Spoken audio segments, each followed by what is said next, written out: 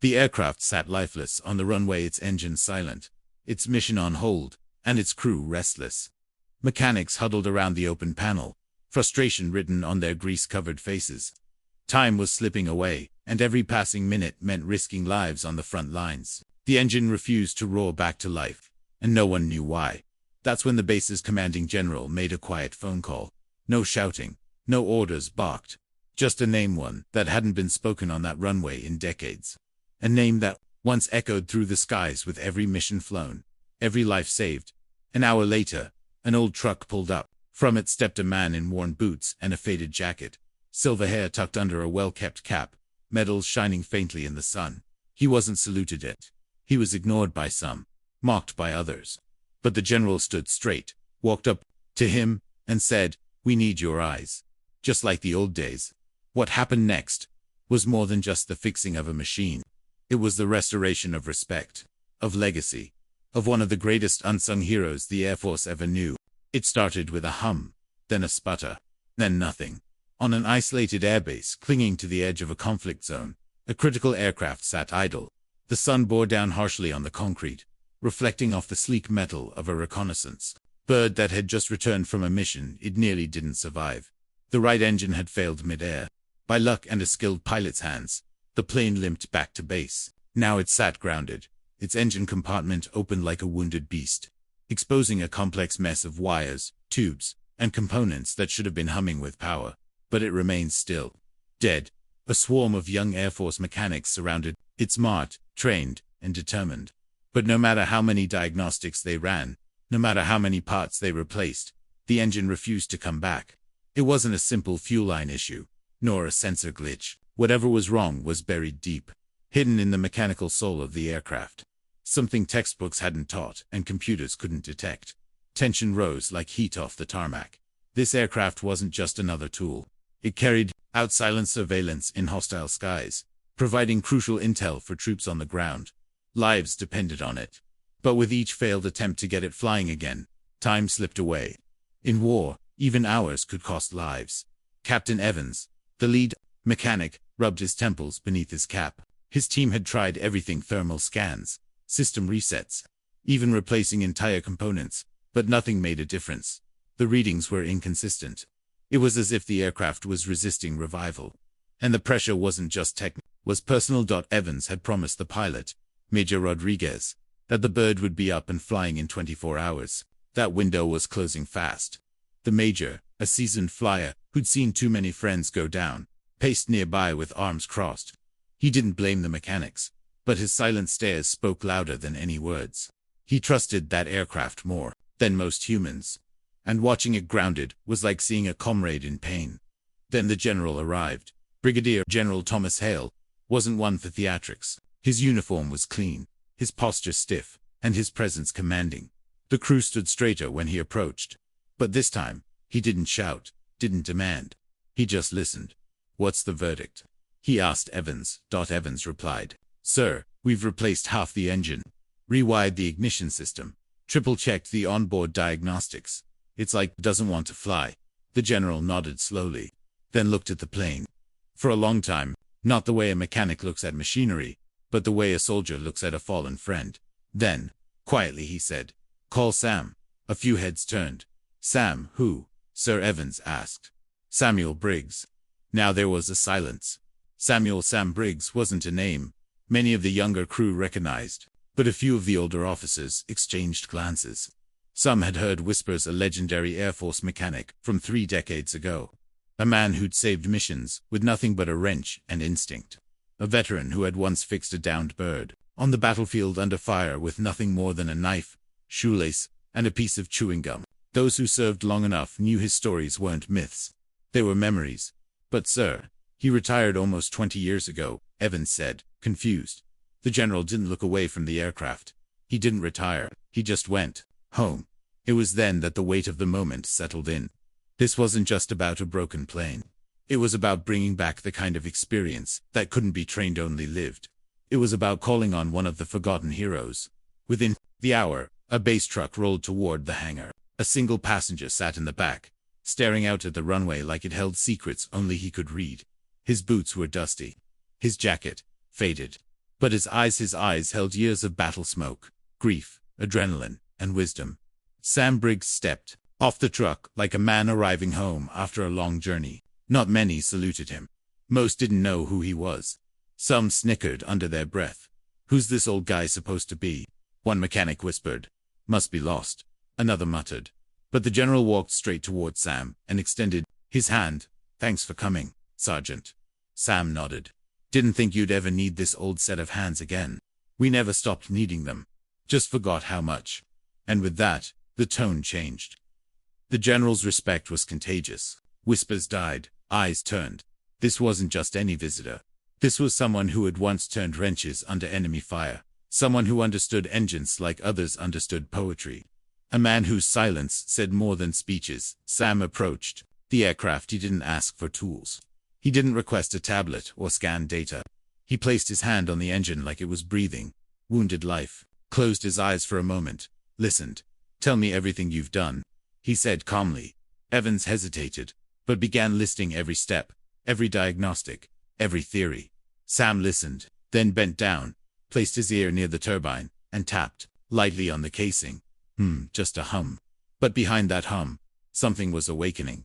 Not in the engine, the crew. A spark of curiosity. A glimmer of hope. Whatever was broken in that plane. Sam Briggs hadn't even opened a tool bag yet, but somehow, it already felt like the aircraft had taken its first breath. Sam Briggs wasn't in a rush. That alone set him apart from everyone else on the base.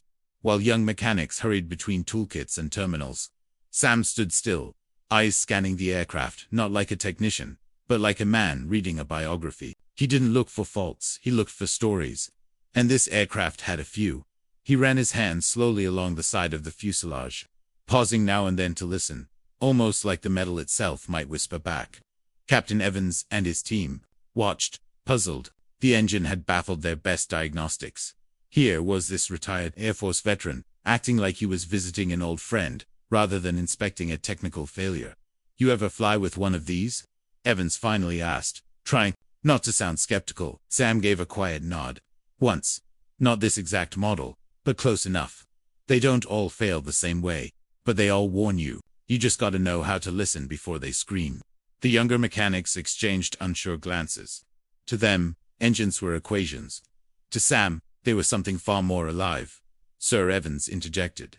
"If there's something you'd like to try, we can assist." Sam raised a gentle hand. "You've all done good work. Sometimes it's not about doing more, it's about doing something different." He requested a manual torque wrench, not an electric one. He asked for a flashlight, not a scope. He preferred his hands, his ears, and his gut over sensors and screens. And he went to work. Every turn of the wrench was deliberate. Every movement slow, like a man unwrapping something sacred. He removed one cover panel, then another, pausing frequently to observe, to feel the temperature of the metal, to smell the burnt oil residue near the intake valves. The base had thrown parts at the problem, hoping one would stick. Sam wasn't interested in parts. He was interested in the story the machine was trying to tell. He finally paused near the compressor casing and pointed. "Right here. This seal's new, but it's seated wrong. Just slightly. Might not register on sensors, but it's throwing off the airflow by a fraction." Evans knelt beside him. "We installed that yesterday." Sam nodded. "You followed the manual, I'm sure. But this engine's been in battle. She's seen heat spikes, rapid shutdowns. The textbook doesn't cover what combat wear does too. Tolerance." He gently pulled back the panel and showed them barely visible. A fine crack running along the bracket mount, hairline thin, but enough to offset vibration. Enough to kill the harmony of the system. Replace it with the older spec mount. The one from before they updated the part in '09. Evans frowned. That mount was phased out. Exactly. Because it wore out too slowly for the cost. But it also ran quieter, steadier. For this bird, that's what she needs. It wasn't just knowledge. It was wisdom. The kind earned over decades of soldier sacrifice, of battlefield courage under pressure, of working in makeshift tents under fire, keeping planes alive so pilots could come home. The general watched from a distance, arms folded, eyes narrowed in satisfaction. He remembered missions where Sam Briggs had done the impossible, where entire operations were saved because Sam felt something was wrong before a warning light ever blinked. Sam moved on, inspecting the ignition wiring, then the cooling manifold. With each adjustment, the crew grew quieter. What had started as skepticism began to shift into respect. Respect wasn't demanded, it was earned. And Sam earned it inch by inch, bolt by bolt. At one point, a young mechanic named Torres, who had rolled his eyes earlier, stepped forward with a question. "Sergeant Briggs, why'd you never go, officer? With your experience, you could have." Sam smiled faintly. "Didn't need the rank. I had a mission." "And what was that?" "Make sure the mission flew. And the people came home."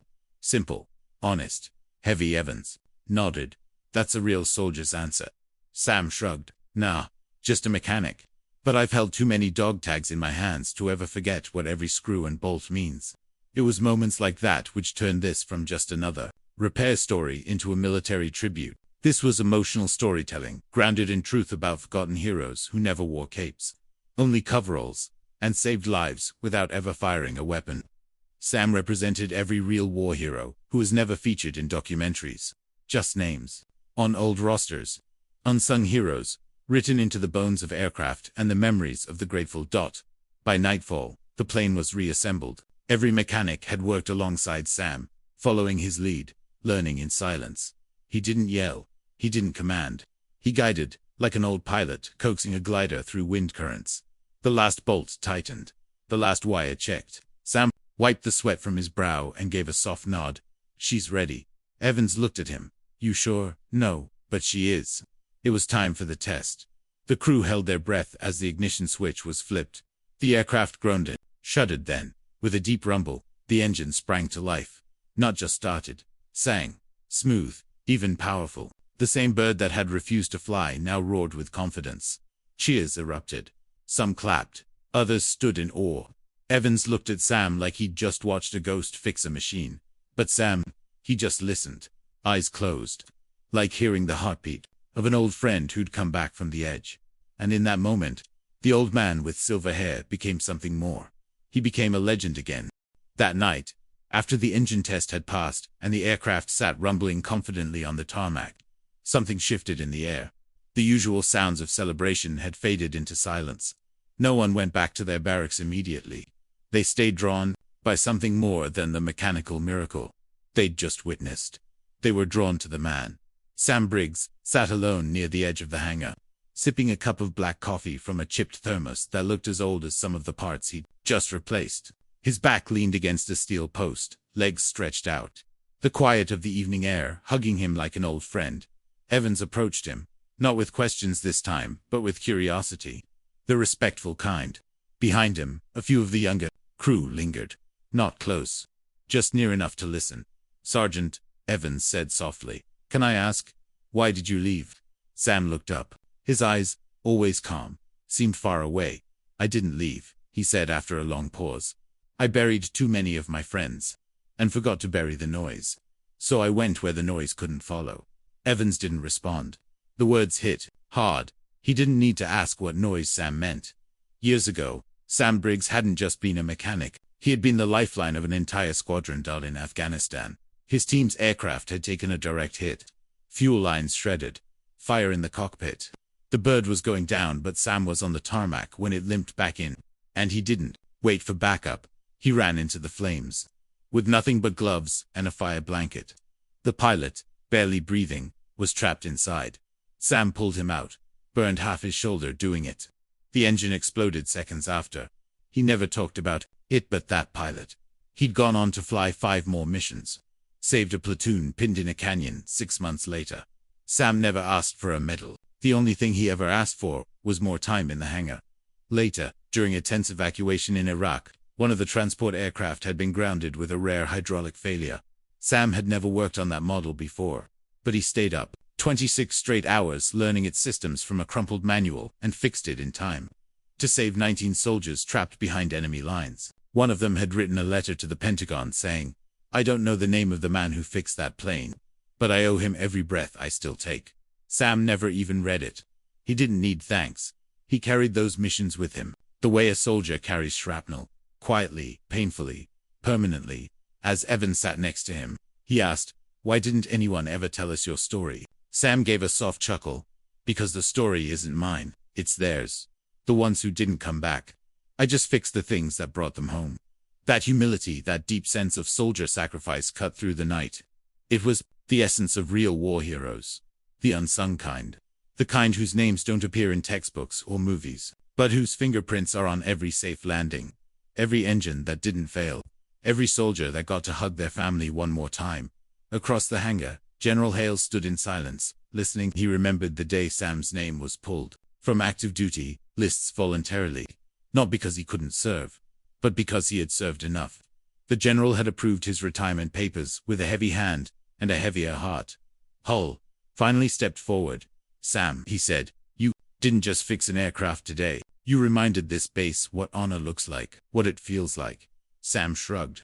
"I didn't do anything you haven't done 100 times, sir." The general gave a small smile. "You gave us back something we forgot we lost." That night, under the stars, something rare happened. The entire flight crew, including the pilot of the newly fixed plane, gathered without being called. They formed a line, quietly, one by one, and walked up to Sam. No speeches. No ceremony. They saluted. Every single one of them, even the ones who hadn't understood who he was, especially the ones who had once mocked the old guy. It was a salute to rank. It was a military tribute to a life of service. To a man who had lived the kind of battlefield courage most people never even hear about. It was respect. Not just for what Sam had done, but for who he was. Evans placed something gently in Sam's hand. It was an old patch, faded and frayed. "Found this in the back of the storage room last week," Evans said. "Didn't know what it was then, but I do now." It was Sam's old squadron insignia. Sam's fingers trembled as he held it. He didn't speak. He didn't have to. That patch represented every brother he'd served with, every friend he'd lost, every mission. That still echoed in the chambers of his heart. Before the night ended, the pilot approached Sam. "Flying tomorrow. First light. I want you to ride with me during the test loop." Sam raised an eyebrow. "Me? I don't fly." "You don't have to. I want the plane to know you're on board, just in case she needs a reason to trust herself again." Sam smiled, and that's how the legend of Sergeant Sam Briggs, one of the greatest forgotten heroes of the Air Force, rose again. Not with explosions, not with medals, but with a whisper from a machine that only he could hear. Dawn broke with a golden light that turned the runway into a ribbon of fire. The air was crisp, calm, the kind of morning where even war seems to hold its breath. The aircraft, no longer silent, stood tall, ready, alive. Its once stubborn engine now purred like it had never faltered, its spirit seemingly restored by something greater than tools and torque. Mechanics double-checked every latch, every gauge, but no one questioned it. Everyone felt it. Sam Briggs stood near the stairs in a borrowed flight jacket, his old squadron patch now freshly stitched onto the shoulder. The pilot, Major Rodriguez, had insisted you built her heart back. "Sergeant," he'd said, "now ride with her. Let her know she's not alone." Sam hesitated. He hadn't stepped foot inside an aircraft cockpit in over 2 decades. But this wasn't about him. It never had been. This was about honoring what was almost forgotten. He climbed the steps slowly, then paused, turned, looked at the crew of Torres, the mechanics, the general, all standing at attention, silent. And as he disappeared into the cockpit, they knew they weren't just watching a test flight. They were witnessing a moment of living history. The engines roared to life. The base trembled as the bird rolled forward. The whir of the turbines sang louder, higher, then lifted off, wheels tucked in, wings stretching into the morning sky. It wasn't just flying. It was soaring. Down below, the crew watched in awe, not because of the plane's climb, but because of what it represented. The return of something sacred. A reminder that behind every mission, every victory, every survival, there were hands like Sam's, hands that had never stopped working. Inside the cockpit, Sam sat beside Rodriguez, silent, eyes forward. As the aircraft leveled off above the clouds, the sun poured through the windshield. The light hit his silver hair like a crown. Rodriguez looked over. "Feels good, doesn't it?" Sam nodded, like hearing an old friend laugh again. They flew in silence for a few more minutes, letting the aircraft breathe, letting the sky welcome a man who had given it so much of his life. Then, Rodriguez reached for the intercom. "Control, this is test flight 9-7. Engine running stable. Flight systems green. Requesting clearance for overhead pass." The voice from the tower responded. "Cleared, welcome back, legend." What happened next became a story told for years. As the aircraft circled back toward the base, Rodriguez dipped the nose slightly, aligning for a ceremonial overhead pass. It was unexpected, unscheduled. But no one needed orders to understand what was happening. The crew on the ground formed a line on either side of the runway. Even off-duty airmen were now running across the base to be part of it. Someone raised a hand. A salute began, and it spread like fire through dry grass. From mechanics to medics, lieutenants to privates. Everyone stood. Hats came off. Backs straightened. A wall of silence and reverence faced the skies. The aircraft roared overhead, low and proud, the insignia glinting in the morning sun. The sound wasn't deafening, it was breathtaking. And inside, Sam Briggs gave a quiet smile. For the first time in years, he felt home again. As the plane vanished into the horizon, something stirred in the hearts of everyone watching. A kind of unspoken promise to never forget, to honor not just the fighters in the sky, but the heroes in the shadows. The ones with wrenches instead of rifles. The ones whose courage lived in silence. The plane landed a short time later. But Sam didn't come out immediately. He sat there, alone in the cockpit, one hand resting gently on the console. Then, slowly, he stepped back onto the tarmac.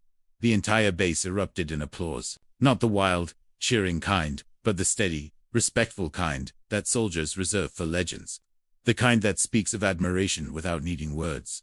The general approached, holding a small wooden box. "This belonged to your squadron," he said.